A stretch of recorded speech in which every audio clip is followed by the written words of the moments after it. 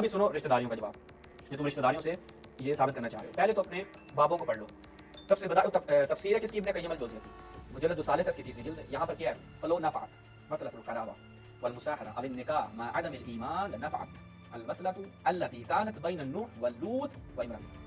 کہ اگر وصلۃ القرابت جو ہے یا سسر ہونا یا مساہرت ہونا یا نکاح, وہ کہتے ہیں اگر کسی کو فائدہ پہنچاتا, یہ فائدہ بخش ہوتا کہ سر اس کے ساتھ رشتہ داری ہے, اس کے ساتھ قرابت ہے, اس کا وہ سسر ہے, اس کا وہ داماد ہے, اس کے ساتھ نکاح ہوا ہے, وہ کہتے ہیں اگر یہ چیزیں فائدہ پہنچاتی مع عدم الایمان, ایمان کے عدم موجودگی میں, ایمان نہیں ہے لیکن سے تعلق ہے, تو کہتے ہیں تو یہ فائدہ کس کو پہنچتا؟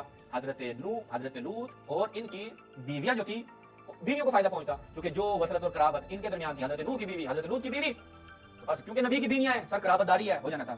جبکہ ہم کیا کہتے ہیں کہ ادخل النار مع الداخلین, کیا کہا جا رہا ہے کہ جہنم میں داخل ہو جاؤ, ٹھیک ہے. وہ کہتے ہیں قطعت الآیہ حینئذ طمع من رغب معصیۃ اللہ وخالف امرہ.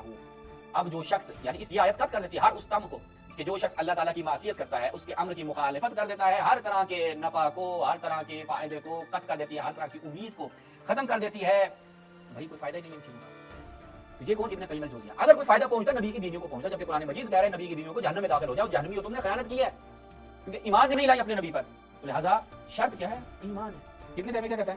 وہ کہتے ہیں کہ سلف جو ہیں وہ باوجود اس کے کہ آپس میں قتال کرتے تھے, جنگیں لڑتے تھے, دشمن تھے ایک دوسرے کے, لیکن ایک دوسرے پہ لعنت بھیجتے تھے, اس کے باوجود بھی ان کے آپس میں نکاح بھی ہیں, ان کے معاملات بھی ہیں. یہ ملاحظہ فرمائے سر محمد بن ابی بکر کا, آپ کو دکھاتے ہیں, محمد بن ابی بکر کے ساتھ کیا ہوا تھا. ملاحظہ فرمائے البدایہ والنہایہ ابن کثیر دمشقی. یہ کون ہے جی؟ محمد بن ابی بکر.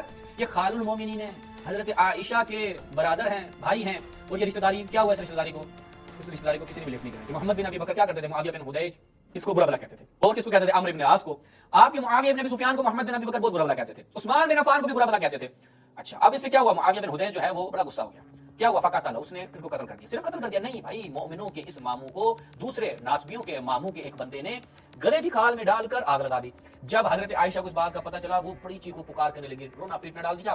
اور کیا کرتی تھی معاویہ عمرو عاص پر ہر نماز کے بعد بددعا کرتی تھی. کون؟ حضرت ام المومنین حضرت عائشہ. یہ رشتہ داری گنواؤ نا.